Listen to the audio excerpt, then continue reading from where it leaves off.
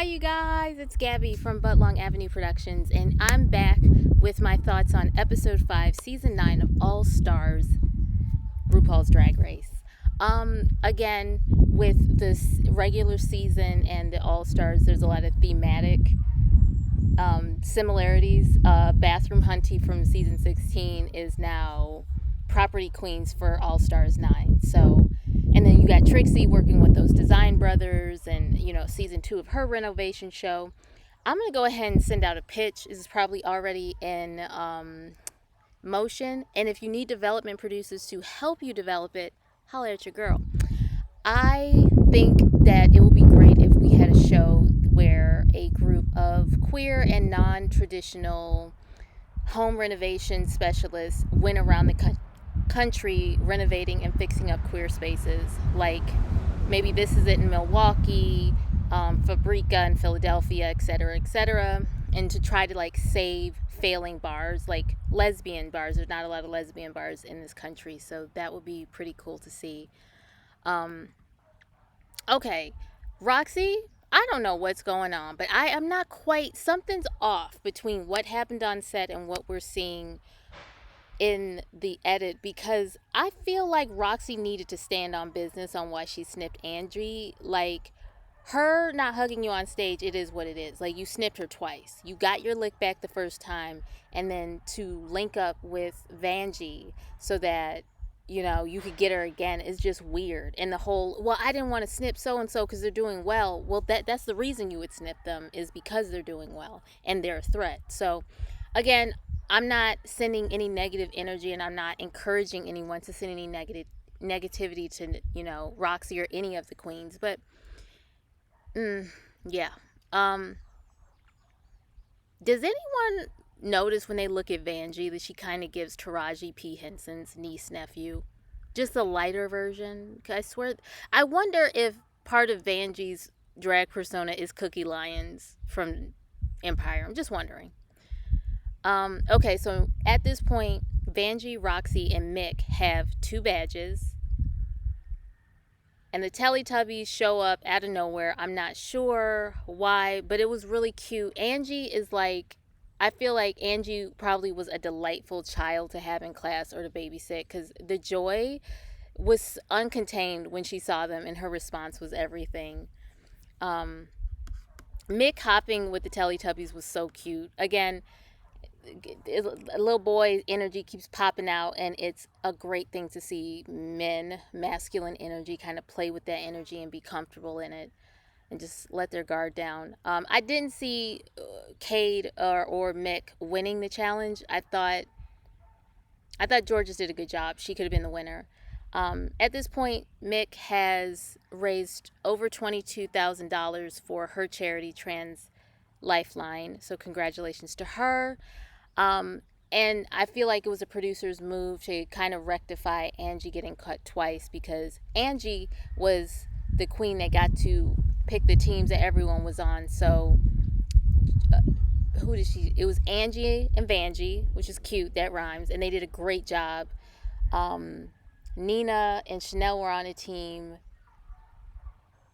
Gottmik and Georges were on a team, and Plastique and Roxy were on a team. And I have to applaud Angie. I mean, she picked teams, as she said. Her motivation was, I want to pick teams where people can shine, they can work the best and do the best work. So Angie's not a butthole. She serves cunt, but she's not one, because she's not actively trying to sabotage people. Can't say that about everyone else, but go Ange.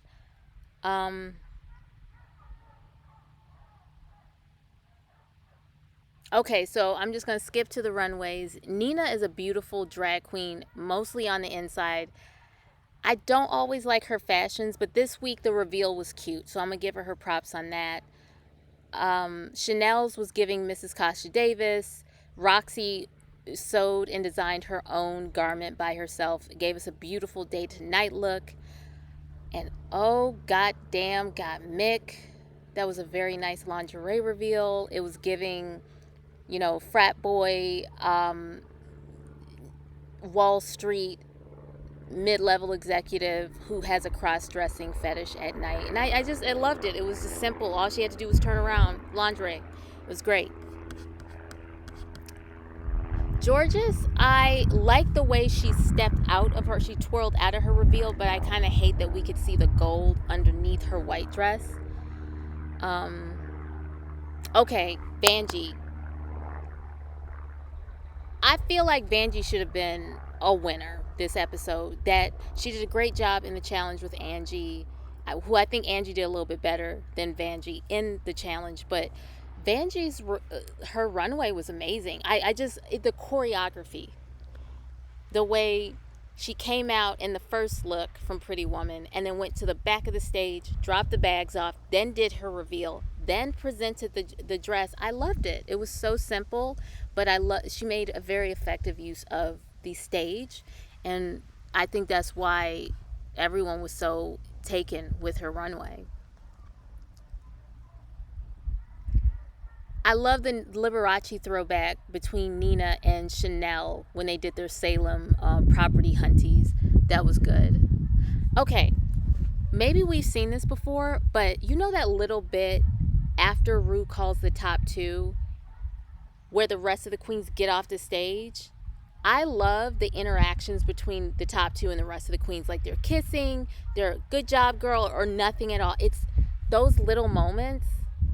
I bet there's so much good footage in the Raw if you really wanted to exploit hierarchical relationships or who likes each other, who doesn't. Like there's so much revealed, in my opinion, in those little interactions. And I kind of wish they'd do that for regular season. I know we don't know these girls, so maybe that's something we could do like episode 4 or 5 and beyond when we've gotten to know more people. But I love it. It doesn't feel so produced or so formatted. It's just like a very documentary moment, and I love that. Okay, Plastique, I am so proud of you for pushing yourself and stretching your acting capabilities. I mean, I know she's like a goofball in her confessionals and in the workroom, so it's nice that we get this beautiful woman is also very funny and witty as well. Okay, so another thing, Roxy is now the official front runner for this season with 3 wins, and she has Ingeria to thank for that because Ingeria chose her partner.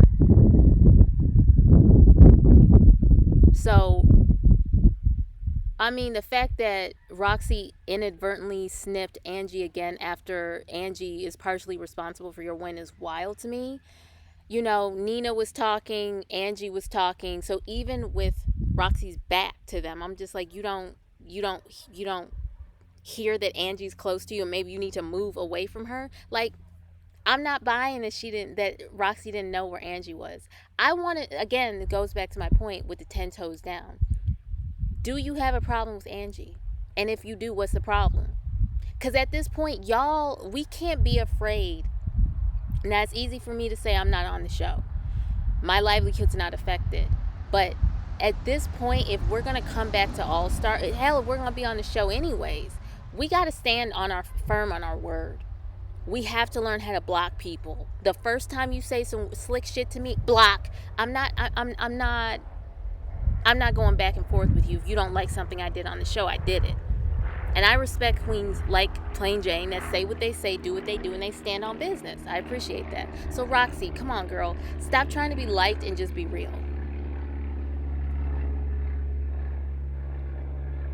Okay, so after Roxy has her mini breakdown over inadvertently choosing Ingeria, she gives the snip to Mick, which would make sense because Mick, I think, has 2 or 3 pins at this point. And that's like the point you want to take out the front runner. So I didn't understand the drama. Again, that's not being explained either. Is Got Mick this season's Jimbo? Is she like the untouchable golden queen? Like we have to do everything in our power not to fuck with her? Just curious. And maybe Roxy's strategy is more heart-based than strategic. But again, clarify that for us. Because it's not... The thing about All-Stars that I personally have a problem with is like... There's this lack of accountability. If you did something, you said it, stand on business, bruh. Like, especially because it's a non-elimination season. I hate that so much of these queens' livelihood in and out of WoW is determined by how the fandom sees them. And I'm gonna keep it real. I'm a Drag Race fan, but I don't F with a lot of the fandom. I think a lot of the fandom is horribly biased. They don't know how the world works. They lack empathy. And I don't trust a lot of you. And I hate that because you bastards have internet, you can just go on someone's page and just be ugly to them for no, like, I don't like that. And when you argue with people who have different opinions of you, you call names, you don't make sense. Like, you're horrible. You're fucking horrible. Like, grow up, please. So I feel at this point we're starting to get some rivalries. We're starting to see the cracks in people's armors. I feel like after episode 5, it's really going to start to get good. I wonder if there's 3 more episodes left. I don't know. So y'all let me know what you think in the comments below. I would love to hear your thoughts. You have an excellent week. I will talk to you later.